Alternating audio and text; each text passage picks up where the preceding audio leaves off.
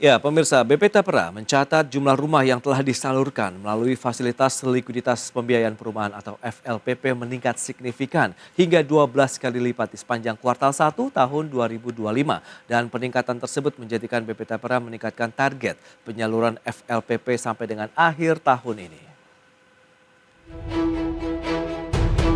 Badan Pengelola Tabungan Perumahan Rakyat mencatat kenaikan signifikan dalam penyaluran fasilitas likuiditas pembiayaan perumahan atau FLPP di sepanjang kuartal 1 2025. Di mana sepanjang Januari hingga Maret 2025 sebanyak 53.874 unit rumah telah disalurkan kepada masyarakat berpenghasilan rendah. Jumlah tersebut meningkat signifikan hingga 1.173,91% dibandingkan periode yang sama di tahun lalu, di mana penyaluran FLPP hanya sebanyak 4.229 unit. Pencapaian ini pun menjadikan penyaluran FLPP di sepanjang 3 bulan pertama di 2025 sebagai yang tertinggi sejak program FLPP pertama kali diluncurkan pada tahun 2010. Mengacu pada realisasi tersebut, BP Tapera pun menargetkan penyaluran KPR FLPP di sepanjang tahun 2025 hingga 350.000 unit. Proyeksi tersebut meningkat dari target semula yang sebanyak 220.000 unit, sekaligus menjadi target penyaluran tertinggi dalam sejarah pelaksanaan program FLPP. Menteri Perumahan dan Kawasan Permukiman Marwarar Sirait dalam keterangannya menyatakan peningkatan ini menjadi salah satu katalis positif bagi program 3 juta rumah yang merupakan salah satu program utama pemerintahan Presiden Prabowo Subianto. Marwarar pun mengapresiasi kerja keras BP Tapera dalam peningkatan signifikan penyaluran FLPP tersebut. Menurut Marwarar, kinerja positif dalam peningkatan penyaluran FLPP bisa terwujud karena adanya upaya percepatan yang dilakukan, termasuk inovasi pembiayaan, perluasan segmentasi penerima manfaat, serta dukungan regulasi seperti pembebasan biaya perolehan hak atas tanah dan bangunan, dan persetujuan bangunan gedung untuk MBR. Berbagai sumber, IDEX Channel. Ya, pemirsa, untuk membahas tema kita kali ini 2025 target penyaluran FLPP tertinggi sepanjang sejarah. Kita sudah tersambung melalui Zoom bersama dengan Bapak Boni Z Minang. Beliau adalah anggota Satuan Tugas Perumahan. Halo Pak Boni, apa kabar Pak? Baik, apa kabar Mas? Kabar baik juga Pak Boni, terima kasih atas waktu yang disempatkan. Kemudian sudah bergabung juga ada Pak Dedi Indra Setiawan, Sekjen DPP Asosiasi Pengembang Perumahan dan Permukiman Seluruh Indonesia atau APERSI. Halo Pak Dedi, apa kabar? Halo Mas Pras, baik Mas. Terima kasih Mas? juga atas waktu yang disempatkan. Kemudian sebelum membahas lebih jauh, kita ke Pak Boni terlebih dahulu nih. Bagaimana update Pak dari pemerintahan Presiden Prabowo begitu secara konsisten yang terus melanjutkan dari program pembangunan perumahan atau fasilitas likuiditas pembiayaan perumahan FLPP yang sudah berjalan sejak tahun 2010 lalu ini Pak. Silakan Pak. Iya, kalau dari pemerintahan Pak Prabowo tentu ini adalah udah menjadi janji politik ya Mas. Oke.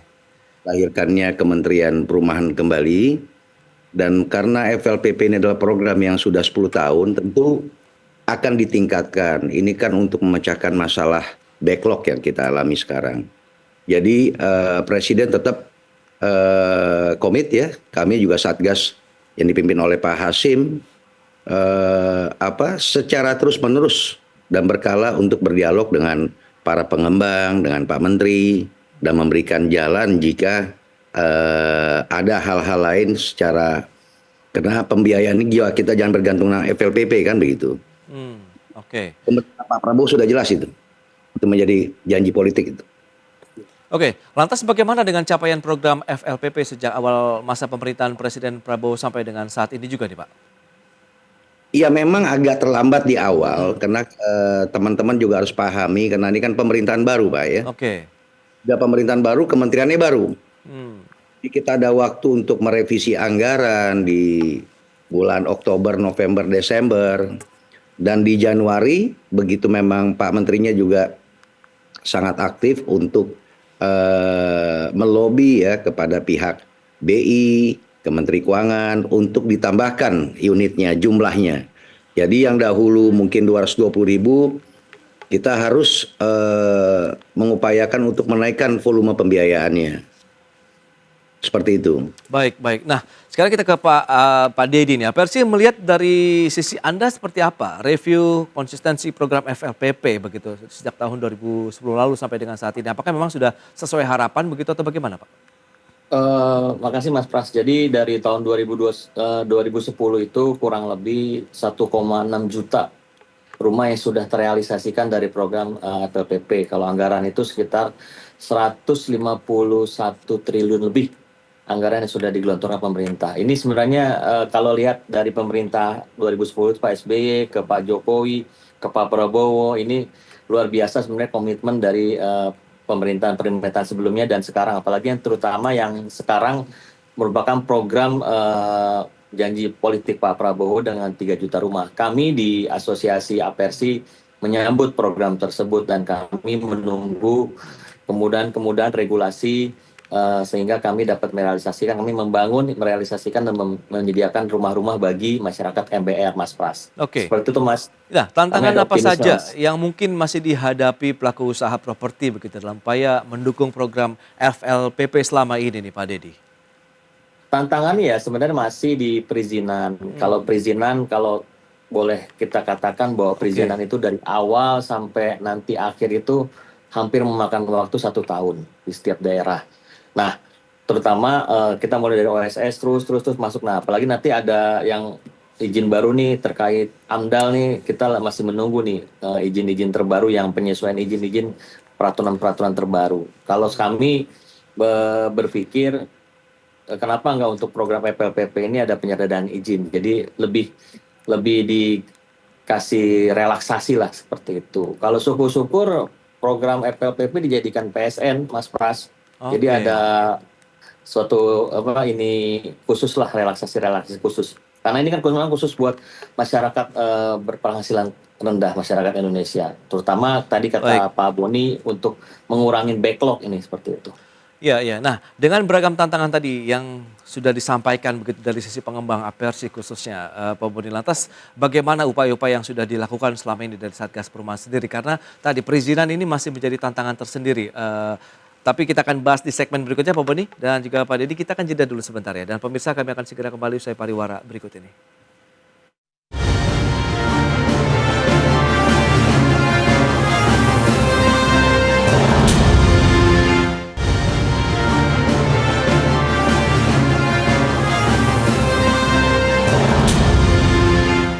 Ya, terima kasih Anda masih bergabung bersama kami dalam Market Review, pemirsa. Dan berikut ini kembali kami sampaikan data untuk Anda bagaimana sih realisasi dari penyaluran FLPP di sepanjang tahun 2024 lalu. Kita akan review bersama. Kuota tahun lalu adalah di 166.000 unit, realisasinya di 83.720 unit. Pengembang ada 6.135 unit yang dibangun, bank 37, provinsi 33, kabupaten kota 383. Kemudian dari sisi pekerjaan penerima FLPP, ada swasta, wira swasta lainnya, PNS dan juga TNI Polri. Ini dia komposisinya seperti yang bisa Anda saksikan selengkapnya di layar televisi Anda. Nampaknya pekerja swasta begitu yang mendominasi sekitar 77%-an begitu ya. Baik, kita lanjutkan kembali perbincangan bersama dengan Bapak Boni Z. Minang, anggota Satuan Tugas Perumahan. Kemudian juga ada Pak Dedi Indra Setiawan, Sekjen DPP Apersi. Ya, baik, kita akan lanjutkan kembali. Pak Boni, lantas bagaimana sebelum membahas lebih jauh terkait dengan data? Tadi sudah disampaikan dengan beberapa tantangan yang masih dihadapi pengembang nih dalam membangun sektor perumahan kita begitu untuk menunjang juga program FLPP. Ada perizinan begitu yang masih memakan waktu cukup lama ini, Pak Boni. Silakan. Ya, kami kan untuk diketahui ya 8 bulan persiapan dari penentuan Pak Prabowo memenangkan pemilu sampai beliau dilantik. Satgas itu udah mulai bekerja dan Apersi salah satu mitra dialog kita. Oke. Menjadi topik utama tentang izin ya. Namun setiap regulasi dan keinginan untuk perubahan itu kan memang akan memakan waktu karena ini kan antar departemen. Oke. Ya, seperti yang Pak Menteri sudah katakan adalah BPHTB yang gratis. Ini kan harus disosialisasikan. Ya kan, ada itu menjadi kepada pemerintah daerah dan ini tidak mudah. Tetapi keinginan dan dari pemerintahan baru ini jelas berpihak kepada para pengembang dan telah memahami kesulitan-kesulitan yang tadi disampaikan oleh Adinda Dedi ya. Oke. Itu ya seperti OSS itu harus diperbaiki ya kan. PBG ya kan, seperti intinya kami telah memahami bagaimana untuk mempermudah dan untuk mensupport para pengembang, dan ini sudah kita sampaikan kepada Pak Menteri, dan kita juga lihat Pak Menteri konsisten juga kan untuk bicara seperti itu, tapi membutuhkan, bahkan kemarin nih para pengembang dengar pendapat dengan DPR telah menyatakan itu akan membantu ya kan program pemerintah, kalau perlu dibuat satu perundangan aturan yang khusus, begitu ya Dina Dedi ya. Betul Bang Boni, betul. Jadi ini kerja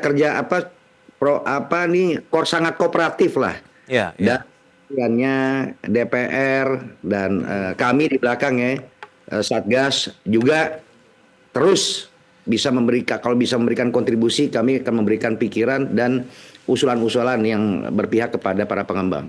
Gitu. Itu dia proses begitu, dan memang butuh waktu. Kalau kita tadi sudah disampaikan Pak Boni, untuk proses bagaimana perizinan itu akan disederhanakan, karena kan ya melibatkan banyak kementerian begitu ya, lintas kementerian dan lembaga negara. Nah, bicara mengenai pencapaian penyaluran FLPP di kuartal 1 tahun ini juga nih Pak Boni, yang meningkat signifikan hingga 12 kali lipat dibandingkan dengan kuartal 1 tahun 2024 lalu. Lantas sejauh mana sih peran aktif Satgas Perumahan dalam hal ini, sehingga capaian-capaian tadi juga masih akan terus terjaga ke depannya begitu Pak? Iya, kalau kuartal 1 itu kan kalau saya rasa ya, karena memang itu turun dananya pada kuartal 1. Oke. Bank ini udah puasa udah terlalu lama. Mereka punya stok unit yang ready, ya kan. Iya. Itu turun dan itu disambut sangat responsif, ya kan. Memang ada. Kami tidak bisa bilang kuartal 2 12 kali lipat lagi.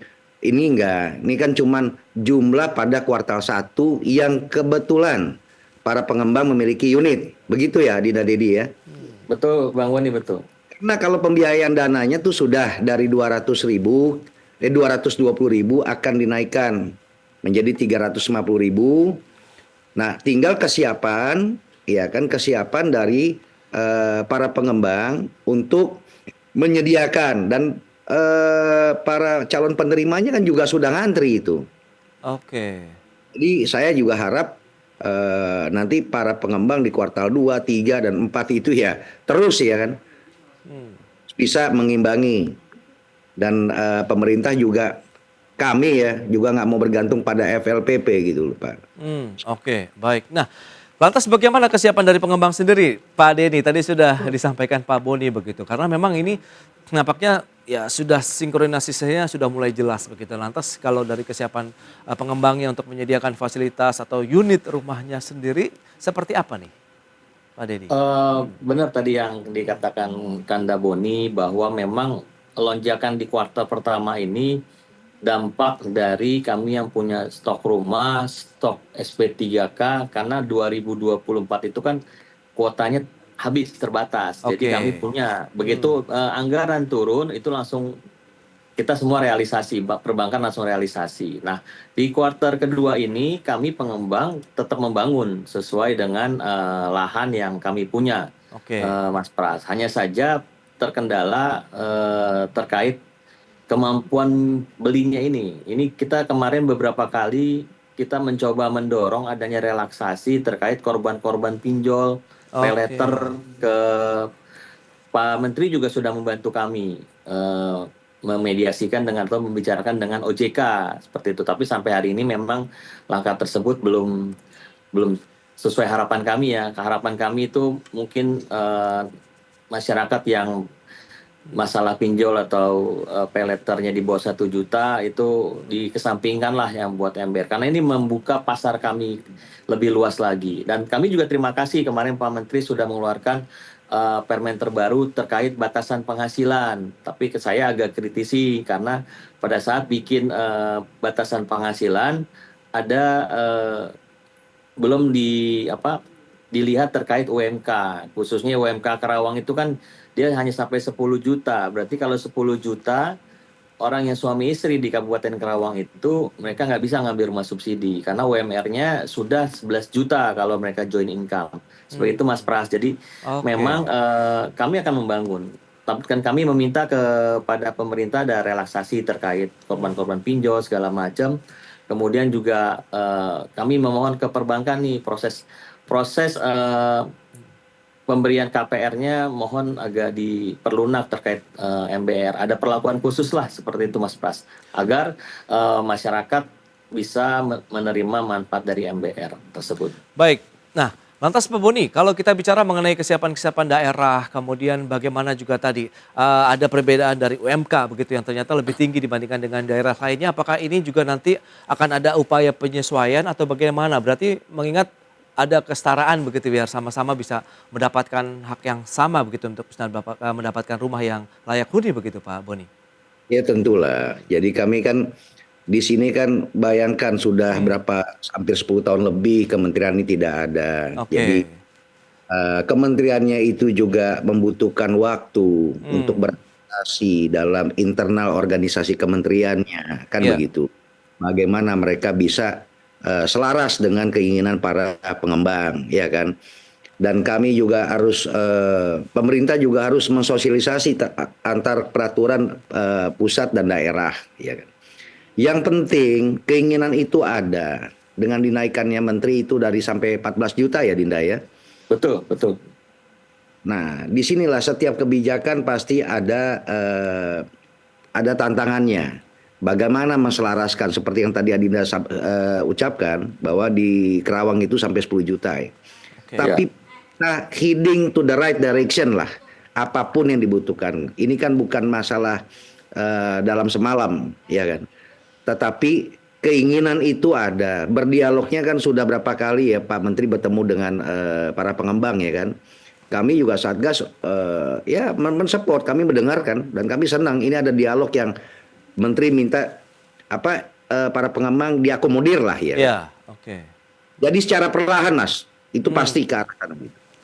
Baik, sejauh ini gebrakan-gebrakan baru apa saja yang sudah ataupun tengah disiapkan oleh Satgas Perumahan begitu untuk bisa mendukung tadi bagaimana mengatasi backlog perumahan Indonesia, mengejar pembangunan FLPP lah penyalurannya begitu ataupun perumahan-perumahan yang juga terjangkau dan bisa juga dimiliki oleh masyarakat luas di tanah air begitu, Pak Boni. Jadi gini, kalau kita bicara gebrakan ini ya, gebrakan. Begini, kita harus banyak memahami permasalahan inti daripada solusi yang ditawarkan, selalu ditawarkan solusi. Oke. Banyak suatu perdebatan, wah ini ada seperti ini. Bukan, kita harus memahami permasalahannya. Backlog dianggap 9,9, tetapi kita dengar juga BPS pernah menyatakan sampai 15 juta. Oke. Tapi ada secara resmi. Sehingga kita nggak tahu nih angka backlog ini sebenarnya berapa, kan begitu. Tetapi assume kalau katakan 10 juta, kita tidak bisa mengandalkan dari FLPP. Ya. Itu yang dipahami oleh Satgas dan Pak Hasim telah memperlihatkan komitmennya. Kami itu bekerja sampai kemarin hari libur pun sampai malam dengan Pak Hasim ya.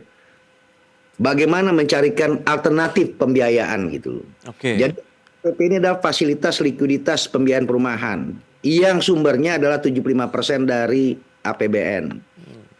APBN kita punya postur kekuatan. Jadi kalau 75% ini yang dinaikkan sampai sekarang 320.000, ya kan? Mungkin sampai 350.000. Kemarin ada dengan GWM, Giro Wajib Minimum. Kalau sekarang kita bangun 350.000, pernah ada yang ngukur nggak pertumbuhan kebutuhan rumah per tahun berapa? Kalau kita asumsikan 10 juta, ya kan? Oke. Kita bangun 350.000. Kalau ada pertumbuhan kebutuhan rumah itu katakan bisa sampai 500.000, nggak selesai nih backlog.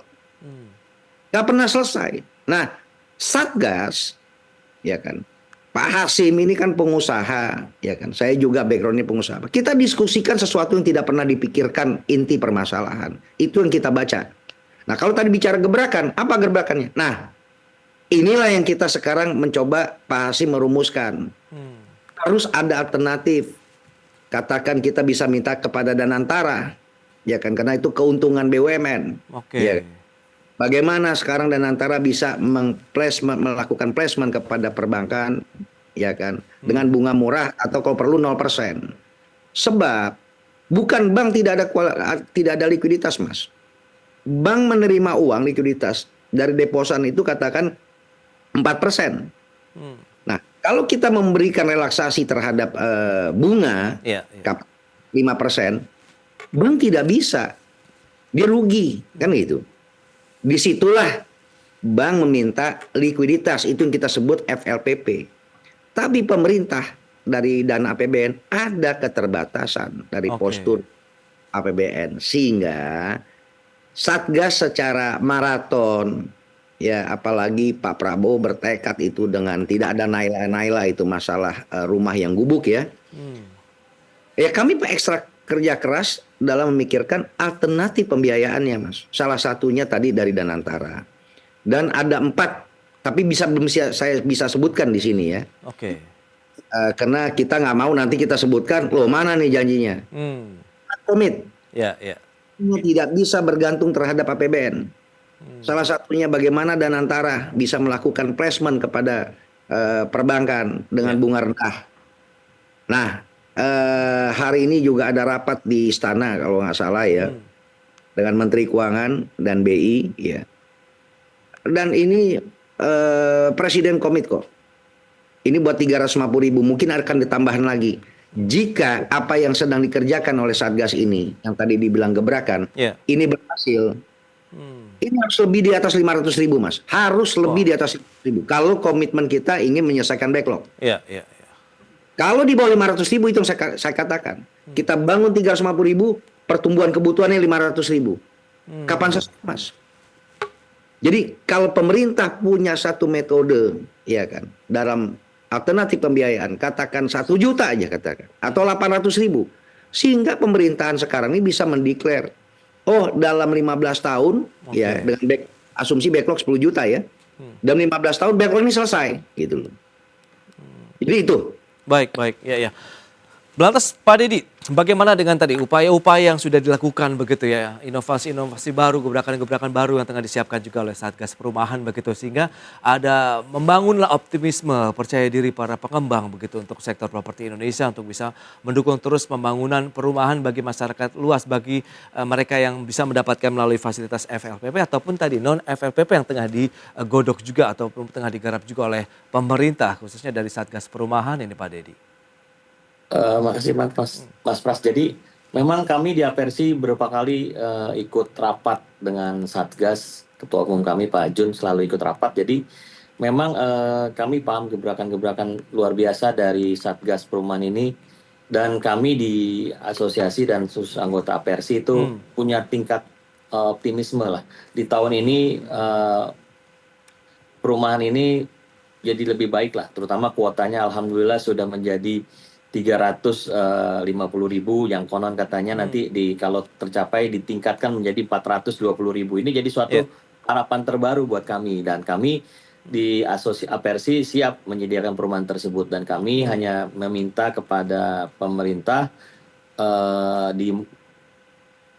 dimudahkanlah, dibuat suatu relaksasi terkait calon-calon pembeli ini. Nanti Pak Menteri sudah beberapa kali membantu kami untuk bertemu dengan perbankan, sehingga kedepannya harapan kami non-fixed income ini bisa lebih besar. Apalagi terobosan dari BP Tapera itu memberikan kewajiban bagi bank penyalur itu minimal 10% dari kuota itu harus non-fixed income. Nah, non-fixed income ini kan Mas Pras pasar yang luar biasa ya.